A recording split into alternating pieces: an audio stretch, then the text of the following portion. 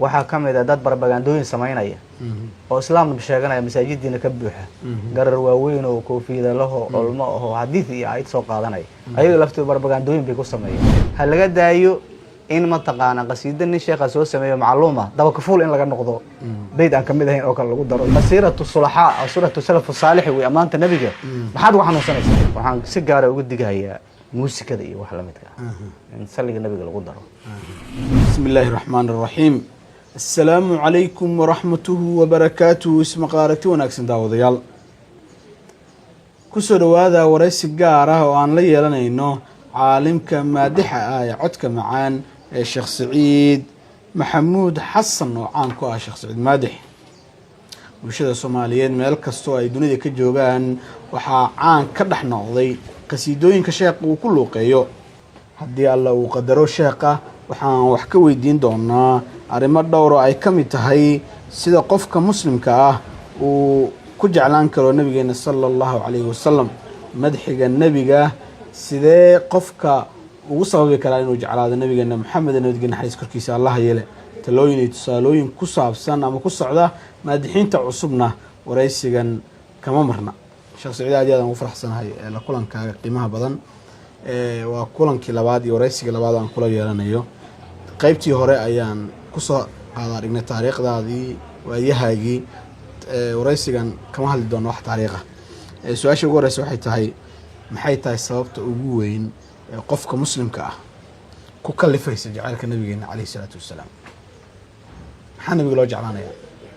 bismillahir rahmanir rahim alhamdulillahi rabbil alamin wassalatu wassalamu ala sayyidina muhammadin wa ala ali sayyidina muhammadin wa sahbihi wasallam ajma'in saaxiibkay xasan maxamed samatar cawke waa mahadsan tahay amaanta iyo waxa aad caalimnimada iyo waxa sheegtay waa maladaada wanaagsan weeye waa iska dunnu bil mu'min khayranti ay ku socotaa xaqiiqada laakiin halkaas lastu bidaka waa dhowahay barnaamijka waan ku soo dhawaaday aad igu soo dhaweysay waana mahadsan tahay qofka muslimka ah nabiga inuu jeclaado maxaa ku kalifaya qofka muslimka ah oo ahlu iimaanka ah nabiga inuu jeclaado waxaa ku kalifaya islaamnimada iyo iimaanka maxabada nabiga iimaankii ka mid tahay asalkeeda qofkii laga waaya iimaan ma leh marka waxaa ku kalifaya qofka inuu nabiga jeclaado waa isla haddaan soo koobo waa iimaanka islaamnimada wey sidee loo xaqiijin karaa marka qofka inuu jecel yahay nabigeena kaleey salaatu wasalaam marka laga tago sheegashada afka oo qof walba uu iska leeyahay nabigaan jeclahay ma jiraan calaamado lagu ogaan karo in qofkan uu nabiga jecel yahay kaleey salaatu wasalaam nacam maxaa waa jiraan calaamado lagu ogaan karo waa badan yihiin laakiin haddaan soo koobo calaamada koowaad oo qofka inuu nabiga jecel yahay lagu ogaan karo waa itibaaca nabiga inuu nabiga raaco xarakaadkiisii iyo sakanaadkiisii dhaqankii nabiga calayhi salaatu wasalaam iyo wixii nabiga laga dhaxlay oo sunnadiisa inuu nooleeyo oo diinta islaamka jeclaado sidoo kale waxaa lagu ogaan karaa inuu dikriga nabiga calayhi salaatu wasalaam sida salliga nabiga iyo nabiga amaantiisii siiradiisii sunnadiisii in carabkiisii uu ka qoyan yahay qofku waxaa la yidhaahdaa waxay yidhaahdaan carabta man axaba shay-an akthara min dikri qofkii shay jeclaadaa sheegsheegiisa badiya marka qofka haddaad ku aragto isagoo salliga nabiga dabada haya oo axaadiistii nabiga jeceliya oo rasuulka calayhi salaatu wasalaam hadalkiisii iyo waxa weye dhaqankiisii qiimo weyn ugu fadhiyo waa calaamada lagu yaqaan inuu nabiga jecel yahay kaleey salaatu wasalaam waxaa yeelay inal muhibba man yuhibbu mudiica leeyahay qofka uu jecel yahay uu adeeca marka laga hadlayo Sheekh Saciid oo madaxiga nabiga kaleey salaatu wasalaam kaalin aanka ayuu ka qaataa kobaca jacaylka nabiga kaleey salaatu wasalaam ma sha Allah waa kaalin weyn waataan hadeer sheegahayo maxabada nabiga calaamo waxa uu dikriga nabiga waa naga lahayn qofka hadduu nabiga amaantiisii iyo siirada nabiga ka sheekaynteedii iyo waxaas uu laazimo saamayn bay ku yeelanaysaa qalbigiisii maxabada nebiga waxa weeye jawaarixdiisii ayay ka daahiraysaa wuxuu gaarayaa sidii salafu saalix oo kale qaarkooda markii nabiga agtooda lagu sheegay qaar baa suuxi jiray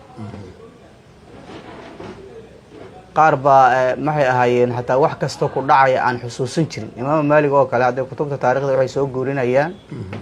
asagoo xadiidka nabiga akrinaya ayaa bahalkan haraanka la yidhaahdo marada hoosteeda u galay markaasuu qaniinay isna waa qaniinay cadiidkii uu iska wada 16 meelood jirkiis ka mid a ayuu qaniinay ilaa laga dareemay sheekhu in culays haysto iyo ardadii wax ka baranaysa ay dareemeen markii la su-aalayna wuxuu yihi bahalkaas ay cunay waxaan kahanhayay inaan xadiidka nabiga kala gooyo aniga waxay soo gaaray oo naftayda soo gaaray oo jirkayga soo gaaray in xadiidka nabiga sababtiisa waxa sababtood inaan u kala gooyo xadiidka nabiga ayaan ka taxdirayay marka qofka waa sidaas itibaaca nabiga iyo dikriga nabiga iyo nabiga sheekayntiisa iyo madxigiisa calayhi salaatu wasalaam ammaanta nabiga oo wanaagayaashiisa la ammaanayo nabiga calayhi salaatu wasalaam isagoo dhanba wanaag ahaaye waa maxabada nabiga waa aasaaska waxay u noqon karta wey qofkii nabiga ammaantiisa ka caado yeesho oo qasaa'idadu weliba kuwa nadmiga ah hadalku waa sii kala macaan yahay waa sii kala saameyn badan yahay kuwa nadmiga ah oo ashcaarta ah qofka ka caado yeesho oo akhriya oo waxa weeye tabartiisa isku daygiisa hawshaas laazima يكون محبا إن شاء الله تعالى لرسول الله صلى الله عليه وسلم يكون محبا لرسول الله صلى الله عليه وسلم إن شاء الله تعالى وياي أنت أنا كبحين مدحجاس يا أمانة النبي حصوب حي مدحين عصب والنبي أمانة يا مدحين تاس وحلاقيها مركز قارئيني قصة دران مدحي قاضي يا وحيابه وصل لهين شيخي مكاس قاضي معنا شيخي دجي قصيدة داس وحمودي بكرتان انتاس وهاد بقى mahadsan tahay su'aashaas oo ku faraxsana inaad weydiiso aniga arintaas waxaan u arkaa inay tahay tadyiicul amaana amaanadii oo la dayacay inay tahay baan u arkaa qasiidada nin sheekha sameeyay isaga isku aadiyay adiga asaga laba qof kala tihiin fasaaxadiini cilmigiini maxabadiini isku martaba ma aheedin hadaad aad tiraado bayt aan kamid ahayn waxa weeye hadaad ku darto waa raashin bisil oo cunaa ciid lagu daray waxba ka duwanaan maayo qofka haduu isku day waa loo baahan yahay qof waxa la yiri lam fatashabbahu lam takunu mithlahum inna tashabbuha birrijali falahum balida hadaadna lamid dadkii wanaagsan nabiga amaani jiray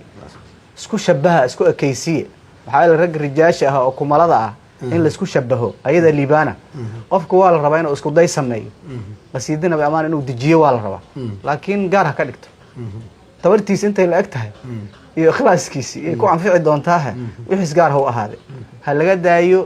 in ma taqaana qasiida nin sheekha soo sameeyo macluuma daba ka fuul in laga noqdo bayd aan kamid ahayn oo kale lagu daro waan arkay qasiid noocaas waan ka xumahay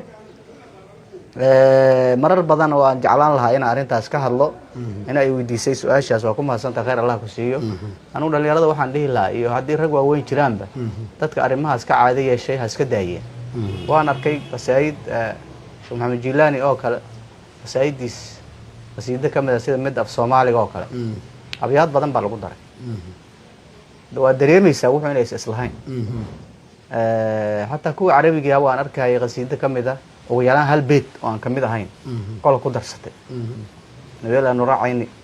inay qasiidaas inay heedaan u maleynaya waan arkay qasiidka laftooda waa jiraan oo kala lahaayeen oo wax lagu dardarsaday waa jiraan marka ku dardarsiga anigu waxaan u arkaa inay tahay tadyiicul amaana waxaan waa diin waa itibaac waa in la isku raacaa in wixii say kugu soo gaareen lagu xifdiyaa la rabaa oo ilaalisid hadhow yaa loo nisbeynaa qasiidada Sheekh Bel waaye haye inta sabayda ku jirta hadaad ku soo been ma noqonayso ya been soo ma noqonayso marka waa laga yaabaa in wala wanaagsan iyo khayr jeceli dadka qaar ugu dan leeyihiin oo ku kalifaysa arintaas waa laga yaabaa laakiin waxaan dhihi lahaa ha laga waanto hadda cidi ku dhaqaaqadeen ha laga saaro hala kala ogeysiyo hala kala shaandhay waa taladeyda saasaan oran lahaa ragga qaadahayo oo hadda isku dayga sameeynayo ragga fiican oo dhalinyarada ah iyo ragga waaweynba waa hawl fiican oo waa dhiirigelinaya waan ku faraxsanahay in ninba nin ugu dayado oo kii hore laga badiyo oo kuwa dambe ay fiicnaadaan aad baan anigu soo dhaweynaya waan ku faraxsana marka waa mahadsan yihiin insha Allah taala xarjinaya Sheekh Saciid inuu role model u yahay maadixinta cusub ay ku daydaan marka saxta meelaha qaar waxaan arkaa dad isku shabahaya Sheekh Saciid Maadix way hadaan soo gudbo sidee dhalinyaradu ay u xoojin karaan casrigan hadda la joogo xiriirka ay nabiga la leeyihiin sallallahu alayhi wasallam salliga nabiga lagu dhigo salliga nabiga hala laazim raatib laga sameeysto habeen iyo maalin waqtiyada gaarkood si fadliga badan say jumcada oo kale waqtiga la geliyo xiriirka nabiga waa xaqiiqoohaya waa la helay qiyaasaan inta laga akhrin karaa marka way qof adugu awoodi salliga nabiga horta waa barwaaqo nabiga kaleey salaatu wasalaam xadiidka imaam muslim oo saxiix isku wariyay waa ku ahaa man salla alayya waahidatan sallallahu alayhi 10 aw kama qaal qofkii hal mar igu salliyay 10 jeer ba ilaahay u naxariisto nabiga kaleey salaatu wasalaam marka naxariista ilaahay oo 10 jeer hal naxariisto ilaahay naxariistiis kamid ah ayaa khalqiga oo dhan adduun iyo aakhira ka badanta marka 10 jeer naxariista ilaahay kaamil qofkii inuu helo meeshii laga helaa waa salliga nabiga marka waxa weeye xiriirka nabiga raaci tibaaciisi sunnada nabiga lagu calfalo in la dhowrsado oo shariicada islaamka daahirkeeda lagu dhowrsado salliga nabigana wardi laga dhigto waliba aakhir zaman kuma sii jiro xilliga hadda la joogo oo iska bateen wixii khubadka iska batay waxyaalaha qofka waa wahay suluuga tarbiyada ku filnaan kara waa salliga nabiga kaleey salaatu wasalaam marka dhalinyarada waxaan leeyahay hal la baday arintaas maxay tahay marka caqabadaha hortaagan in dhalinyarada lagu xiro nabiga kaleey salaatu wasalaam ama jacaylka nabiga la baro ama nabiga ay jeclaadaan caqabadaha hadda hortaagan maxay caqabadaha ugu hortaagan waxa weeye waa adduunyo nafyo shaydaan iyo adduunyo jacayl markasta oo xubug adduunyada jacaylkeeda u ziyaada diinta iyo maxbadeeda iyo ahalkeeda waa isdayseen ya marka adduunyo jacayl baa yimid waxa yimid dhaqamo oo islaamkii la soo dhaxgeliyay oo dadkii u aamineen nolosha inay ayagu ku xiran tahay oo kale dhaqamada la soo minguriyay ummadahaas kale hataan islaamka in qaarkood laga keenay oo kale wadanka ku batay waxa kamid ah dad barbagandooyin sameynaya oo islaamka sheeganaya masaajidiina ka buuxa garar waaweyn oo koofiyada laho olmo oo hadiis iyo ayad soo qaadanay ayaga laftooda barbagandooyin bay ku sameeyeen oo dadka jiilka iyo dhalinyarada iyo ummadda islaamka ku barbagaanaba laga yaabo qofkii nabiga amaano inuu ka cararo ama wax xun iyo gaalnimo oo nisbay nabiga la caabuday la yiraahdo marka qofkii markii inuu nabiga amaanaba inuu ka xishooda iimaanayso waanta arimahaas marka mid ugu daranna waa midaan dambe oo dadka wadaadada qaarkood ay caadada ka dhigteen oo ay ka xanuunsanayaan oo dhibka uu ku soo gaaray markii nabiga amaantiisa maqlaan oo jirada iyo dhibaatada soo gaaraysa war arintaas arin yaab leh waxa weeye war adiga aabaha hadii la amaano hadda oo la aabaha geesi buu ahaa sakhi buu ahaa runlow buu ahaa caalim buu ahaa saas waa farxaysa waa kala badbadanaysa siyaari lacag badiyaysa siyaari lacag bedelkeeda wax laga sheego lacaayo la yiraahdo aabaha tuug buu ahaa kada buu ahaa waa dagaalamaysa dadku waa dilaysa war adiga ilaahay rasuulkiisa amaantiisa maxay ku dhibaysaa waxaad ugu dhibtoonayso oo aad ugu xanuunsanayso waxa la yiraahdo adiga hadii lagu amaano ku farxay fiiri ninkan nin fiican markii la yiraahdo waxa laga yaabaa inuu oo isla badbato asigi hadii ilaahay rasuulkiisa ka muhiimsana kaana qiimo badane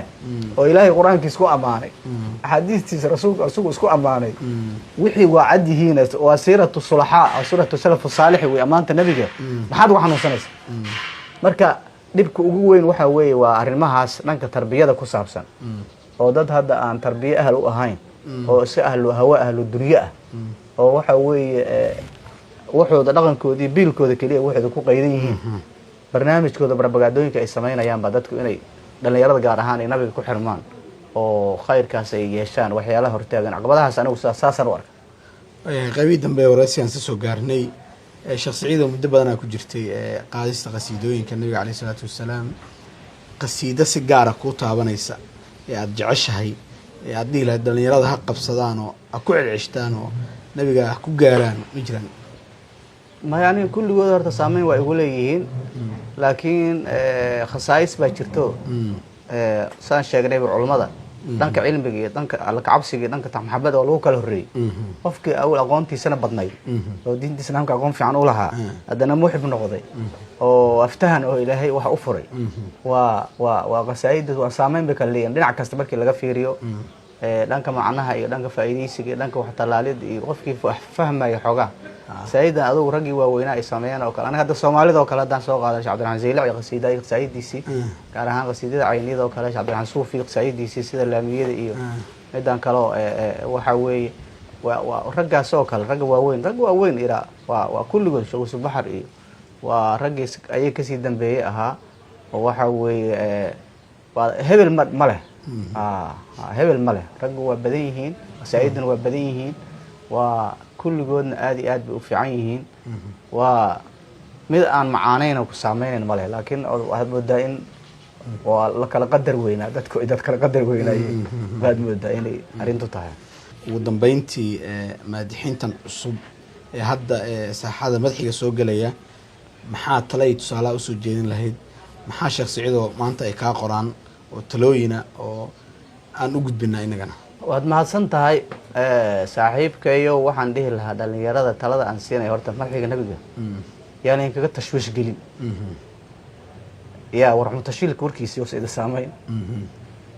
waxaan dhihi lahaa macallimiinta dugsiyada ee quraanka dadka tarbiyeynaya ardada madaxiga nabiga ha bare ku talaale kuwa hadda qaaday khayr Allah si waa fiican yihiin dad wanaagsan oo dhalinyaro aad u wanaagsan oo qaadaya jireen ku adkaysta waxaan kula talin lahaa in la ilaaliyo madaxiga nabiga waa wax kale lagu daray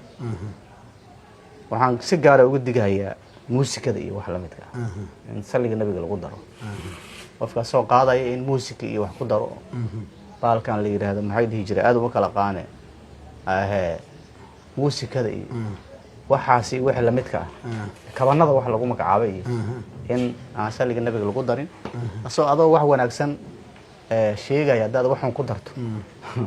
waxay iska noqdeen khalado amalan saalix oo aakhir sayi'a wixii dhigi jiray oo kale bay noqonay madaxiga nabiga wax fiican waaye wax qiimo badan waaye laakiin hasaga darin wax xun hasaga darin ogaa dhalinyarnimadii sidan qaadi ogaa iyaysan fudeed iyo iimaanin ilaali wuxuu waa naqli waana diin sidii kugu soo gaareen oo ilaali waxba ka bedel xuruufta in la ilaaliyo waxaan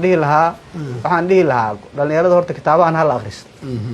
ugu yaraan carabiyada hal fahmo caamilka hal fahmo ugu yaraan naxwaha xaqiis sarfiga xaqiis hal fahmo masaa'id kaliya hadda iska qaado waxaad qaaday iska jijibiso nin weyn oo wax sheegay oo wax ka qatabsi waa mushkil moogta argo waxaan dhihi dhalinyarada xogaa kitaabahan hal akhristo carabiyada naxwaha hal fahmo nabiga la amaan calayhi salaatu wasalaam oo rafiicul qadri inda Allah yaa xogaa haddaad meel kor dhigneed iska gudato oo kale meel hoos dhigneed aad kor dhigato oo kale amaantii nabigana ay tahay wixii inay ka xumaadaan oo mar ay xadka ka baxaan ay macna kala yeeshaan oo ay isku bedelaan dhici karta moogta marka adoo nabiga amaan isle wax khalad ay ka yimaadaan marka dhinacaas waxaan dhihi lahaa la iska dhiso yaan la moogaan duruustii yaan la moogaan meesha duruusta ka socoto yaan la moogaan waxa la fahmo marka wuxuu say u toosaan tadaarankaas siinaya haddaan soo koobo saasaan dhihi lahaa aad iyo aad ayuu daawadayaal u mahadsan yahay kaasi waxa uu ah Sheekh Saciid Maxamuud Xasan oo ah maadixa weyn ee taqaanaan oo caan ku ah Sheekh Saciid Maadix magaalada Tundus Mareeb ee caasimadda Galmudug ayaanu sheekha maanta ku weydiinay Sheekh Saciid barakallahu fiik jazakallahu khayr